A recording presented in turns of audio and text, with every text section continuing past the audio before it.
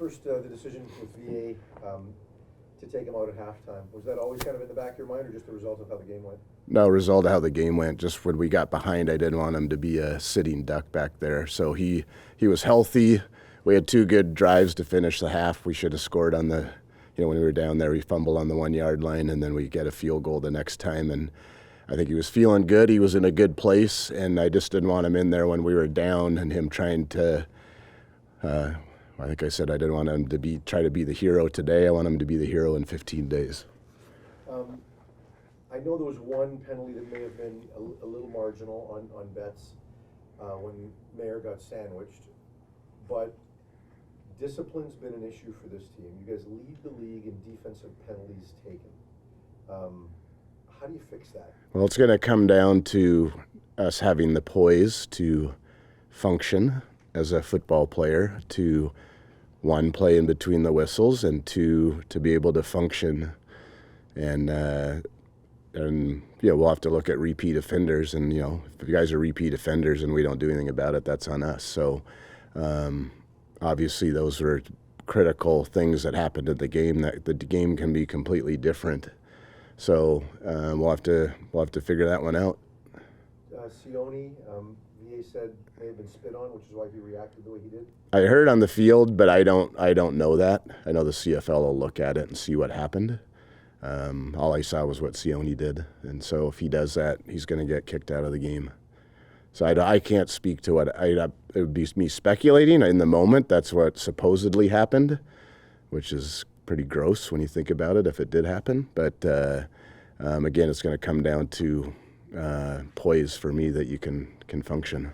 On a night where Betts, you celebrate his sack record, but at the same time, like, it's the second straight week where he's taken 2 of those penalties. He's a tough guy to take off the field. Like, how do you manage that with him? Well, he's got to be able to function correctly. He sure is a good guy, and he's not a jerk that just comes off the field and is, like, screw you. I don't give a shit. That's not how he is. So I got to figure that one out, because we got to figure that out, because he's such a good player that doesn't make sense to do stuff like that. But I'm a big fan of the guy, is what I'm saying. So I know he's fully capable of not doing that. Hindsight is obviously 2020, but given how that first half went, do you regret making the decision to start VA for this game? No, I wanted to win the game. I thought, like I said, though, they played well. I always give credit to the other team. We did some self-inflicted things where the game's usually like a tie game at halftime, and we wanted to go win the game. And I like VA. That was nothing to do with his performance. It was me as a coach when we got behind. I just didn't want him having to battle back from behind. And also, it's a function. Dane Evans is a really good quarterback too, so I didn't view it as like we were giving up or anything like that. As we had another guy to go in there and try to make plays to win the game. Going back to the Hema ejection, you seem to be fairly animated with him on the sideline. What was that message that you sent as he was being sent off? Well, I'm a big Sione fan, and he's such a good player. I have a problem with repeat offenders, so I'm not doing justice to the team if I don't do anything about repeat offenders. All of us have bad moments in life. You do something and you're like, I can't believe I did that. But if it, whatever, what is it, once, shame on you, and twice or more, shame on me. So I don't want to lose a playoff game because of stuff like that. And I know these guys I like this football team a lot. We had a whole bunch of guys doing correct things out there, and I don't want it wrecked by a couple of really unnecessary penalties. You only gave up 123 yards passing tonight. Mayer was under 50%, but the run game ran through you guys all night long. You've got to play these guys in probably 2 weeks. Likely. How do you stop it going forward? Yeah, well, it's going to require 12 guys to be committed to do their job and cancel their gap. And I think you saw, at least I saw in several plays, it looked like a team that was a little bit hungrier and playing for their playoff lives. And then once we got down, I saw some guys that were I'm not questioning their effort, but I'm questioning their urgency. So, but I don't think urgency will be a question mark in a playoff game. But who knows? We'll probably see these guys again. But who knows? We'll see what happens in these last 2 weeks of the CFL.